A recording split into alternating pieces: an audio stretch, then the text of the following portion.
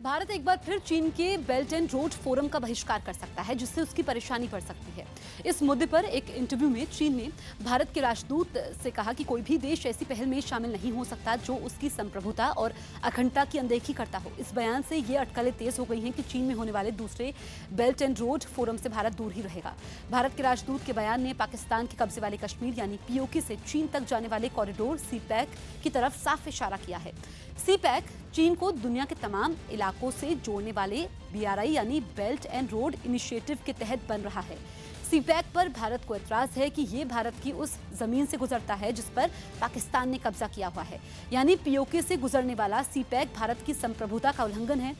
दरअसल 2017 में भी भारत ने चीन को पाकिस्तान की ग्वादर बंदरगाह से जोड़ने वाले कॉरिडोर के मुद्दे पर पहले बेल्ट एंड रोड फोरम का बहिष्कार किया था और एक बार फिर से ऐसा करने वाला है। यूपी के लखीमपुर के बीजेपी विधायक योगेश वर्मा को होली मिलन के बहाने बुलाकर कुछ बदमाशों ने गोली मार दी।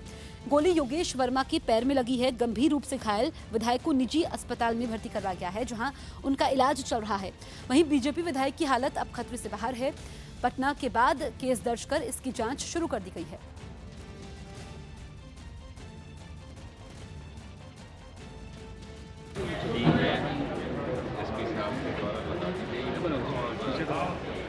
जल्द से जल्द गिरफ्तारी की जाएगी। किन कारणों से गोली मारी क्या? ये विवेचना विषय और जो है जो भी कारण रहे होंगे नॉन पीपल की जिनसे विवाद हुआ, इस बात पे विवाद हुआ। हिमाचल प्रदेश के कुल्लू में जमीन खिसकने की वजह से ढह गए एक घर में फंसे 2 लोगों को बचा लिया गया। प्रशासन ने जमीन खिसकने के खतरे को देखते हुए उस घर को पहले ही खाली करने का निर्देश दिया था, जिसे न मानने की वहां रहने वालों को बड़ी कीमत चुकानी पड़ी। जमीन खिसकने से उनका मकान ढह गया। उसमें रहने वाले पति और पत्नी मलबे में दब गए। 2 मिनट तक कम से कम घर हिलता रहा। वैसे ही किसी ने बताया कि हाँ मेरे पापा घर जा रहे थे, फिर हमने देखा कि वहाँ पे बहुत सारी चट्टानें गिर गई है और नीचे घर को भी पूरी तरह से धंस लिया है। मकान ढहने के बाद उसमें फंसे पति पत्नी को निकालने की कोशिशें शुरू हो गयी। कुछ मलबा हटाने के बाद महिला का हाथ दिखा तो लोग उसे ऊपर खींचने लगे। महिला को स्ट्रेचर पर लाद कर वहाँ से ले जाया गया। थोड़ी देर में मलबे में दबे आदमी को भी खोज लिया गया। वो मलबे में फंसा था। उसे बाहर खींचने के लिए लोगों ने मलबे को हटाया। कुछ मेहनत के बाद वो उठ बैठा। उसकी कमर का नीचे का हिस्सा मलबे में दबा था और वो तेजी से कांप रहा था। थोड़ी सी मेहनत के बाद सबने मिलकर उसे भी ऊपर खींच लिया। उसे भी स्ट्रेचर पर लाद कर वहाँ से दूर ले जाया गया। घायल होने के बावजूद वो कुछ देर बाद अपने होश में भी आ गया। लोकसभा चुनाव के लिए तेज होती सियासी सरगर्मियों के बीच बीएसपी प्रमुख मायावती ने लोकसभा चुनाव नहीं लड़ने का ऐलान कर सबको चौंका दिया। हालांकि उन्होंने नतीजे अपने पक्ष में होने पर बीएसपी के खाते में आई किसी भी सीट से चुनाव लड़ने के भी संकेत दे दिए।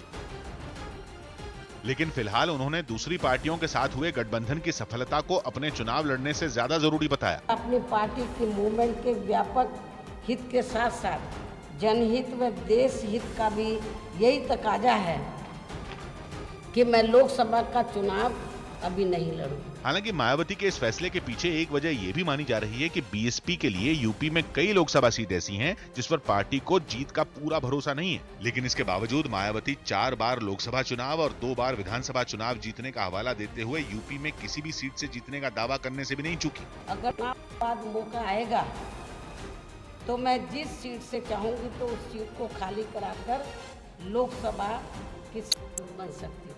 यही नहीं, मायावती ने ट्वीट के जरिए अपने फैसले पर समर्थकों से मायूस नहीं होने की भी अपील की, जिसके लिए उन्होंने पीएम या मंत्री बनने के सभी रास्ते खुले होने की दलील देने की कोशिश की। वहीं मायावती के लोकसभा चुनाव नहीं लड़ने के ऐलान पर विरोधियों ने उन्हें घेरना शुरू कर दिया। बीजेपी ने चुनाव में हार के डर को उनके इस फैसले की वजह करार दे दिया।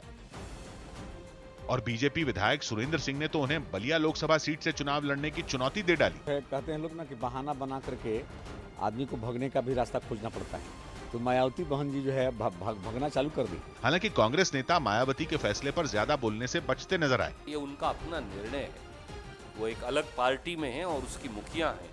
हम उस पर कोई टिप्पणी नहीं करना चाहेंगे। सलमान खान ने उन खबरों का खंडन किया है जिनमें उनके लोकसभा चुनाव लड़ने की बात कही गई थी। उन्होंने कहा कि वो किसी राजनीतिक पार्टी के लिए चुनाव प्रचार भी नहीं करेंगे।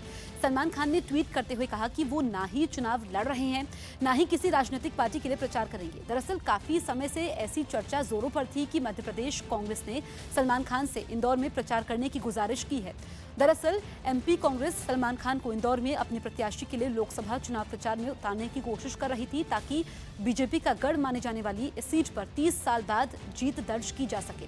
सलमान का जन्म इंदौर में 1965 में हुआ था और मुंबई शिफ्ट होने से पहले उन्होंने इंदौर शहर में अपने बचपन का काफी समय गुजारा है।